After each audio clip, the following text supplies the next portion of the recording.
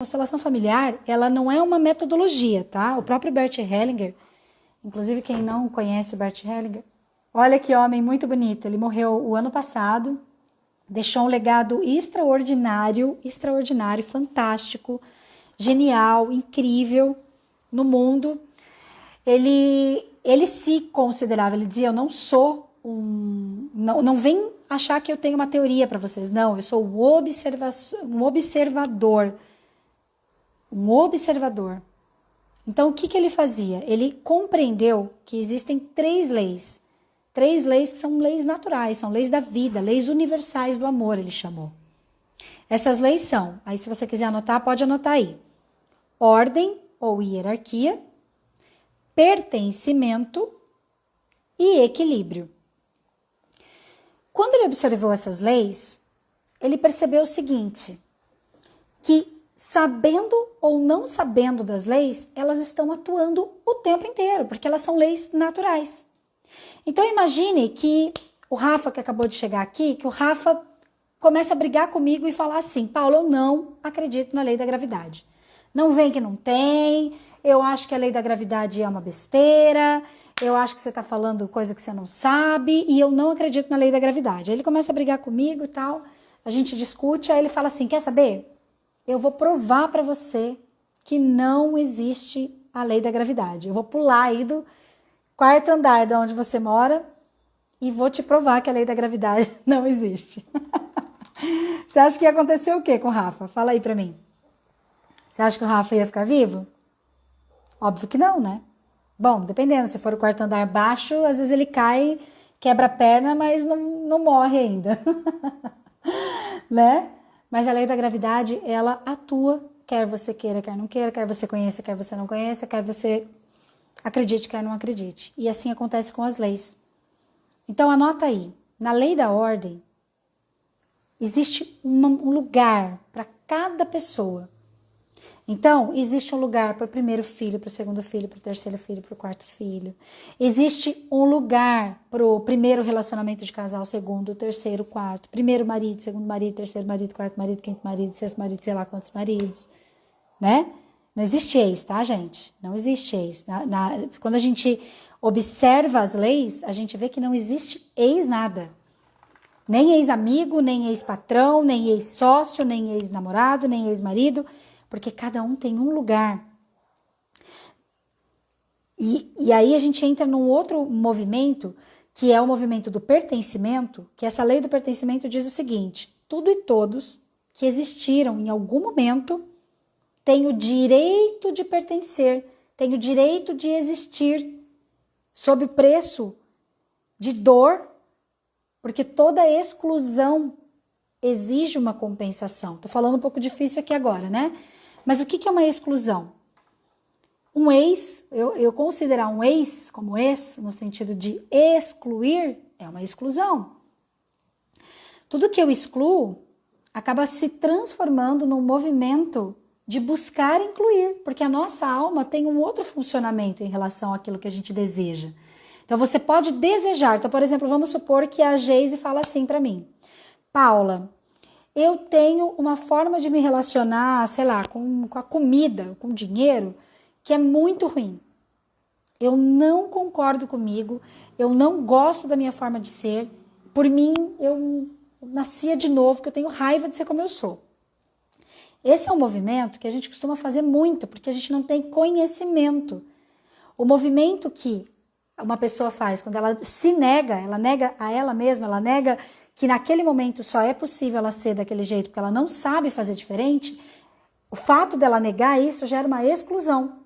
E é como a nossa alma não entende a exclusão, então automaticamente o que a pessoa acaba fazendo? Ela acaba repetindo o padrão até que ela possa enxergar a raiz daquele problema, respeitar e incluir aquele problema, aquela raiz, aquela forma possível de se relacionar com a vida, e aí sim ela tem o direito e merecimento de se liberar daquele padrão. Só que, estamos falando aqui que a gente não conhece as leis, concorda?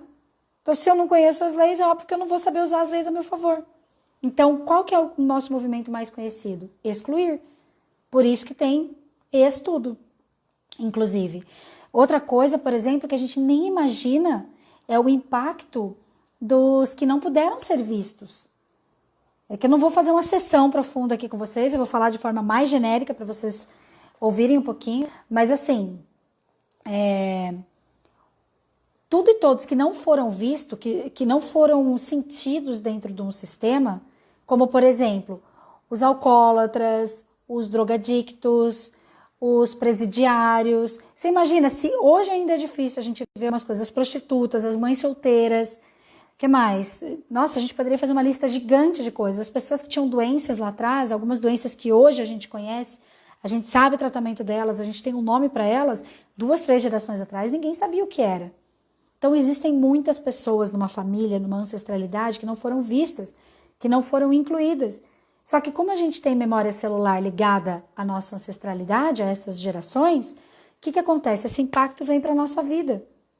Imagine que você, dentro de ti, tem uma alma de criança, uma criança investigadora, uma criança salvadora, uma criança que quer honrar, que quer incluir todos os que não foram vistos. Imagine que você, como criança, essa criança salvadora, pegasse o seu corpinho agora e ao invés de você viver a sua vida, ao invés de você caminhar para frente, ao invés de você criar seus significados, ao invés de você fluir na abundância da sua própria natureza, você virasse de costas e começasse a percorrer todas as histórias não resolvidas, não vistas da sua família. Por conta dessa lei do pertencimento, como a gente quer tanto, nosso amor maior de alma é o amor que inclui. Então, é como se a gente pegasse o nosso corpinho e fosse morar lá no reino do passado, de modo a buscar incluir todas essas dores, todas essas questões. E é por isso que a nossa vida acaba sendo tão pesada. Olha, não dá nem para ver o bonequinho aqui. É por isso que tem doença, a doença é tão forte no corpo das pessoas, por isso que a gente leva tanta doença adiante. Por isso que a gente tem padrões repetidos. É por isso que a gente sofre. A gente acabou ficando programado para sofrer porque simplesmente não tem a mínima consciência do funcionamento das leis.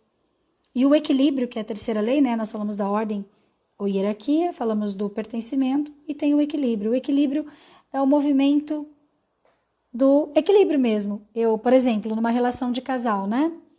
Então, vem aqui o homem e dá amor, dá um presente, dá um cheirinho, dá um eu te amo, te quero, te desejo.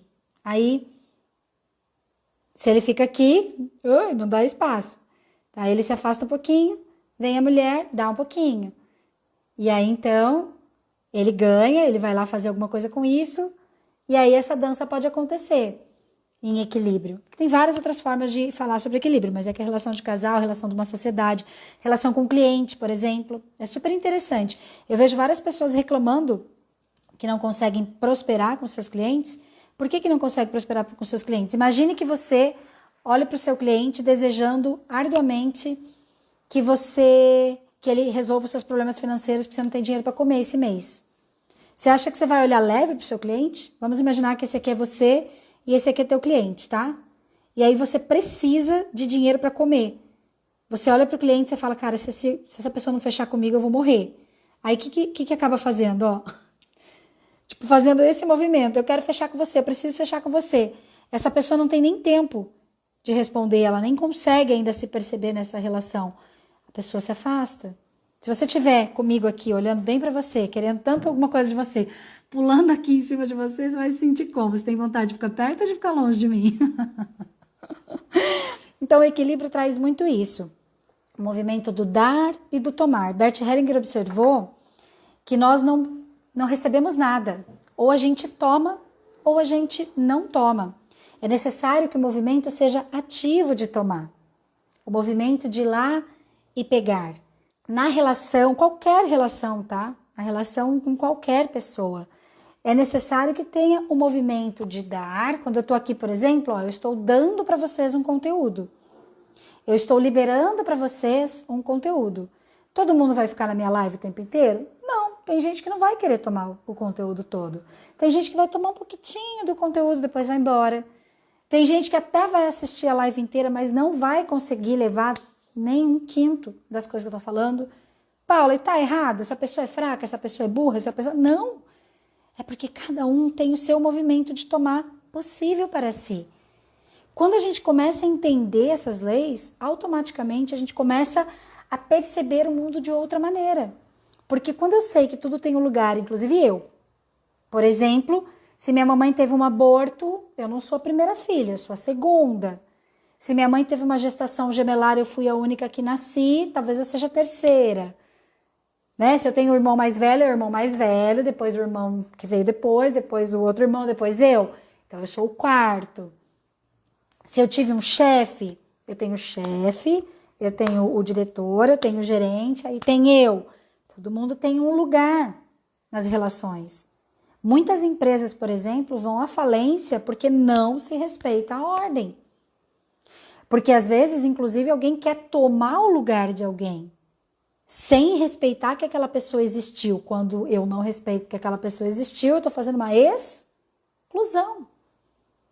E como nenhum sistema admite exclusão, automaticamente quando eu excluo alguém, o próprio movimento de alma daquele grupo, daquela comunidade, daquele lugar, começa a fazer movimentos. É como se fosse movimento. Isso é tudo inconsciente, tá, gente? Mas começa a acontecer um comportamento pesado que começa a buscar incluir essas pessoas, que começa a buscar ordenar tudo isso. Então, até nesse livro do Bert Hellinger, eu acho muito legal, tem Mas olha que legal. A violação de uma hierarquia se revela na constelação familiar. A constelação familiar é tanto no movimento de grupo como individual. Eu já falo para vocês como é que funciona isso, tá? Aí fala assim, ao se constelar, ou seja, ao trabalhar isso, trazer isso para consciência, porque a constelação é um movimento, tanto em grupo como individual, de trazer as leis à consciência.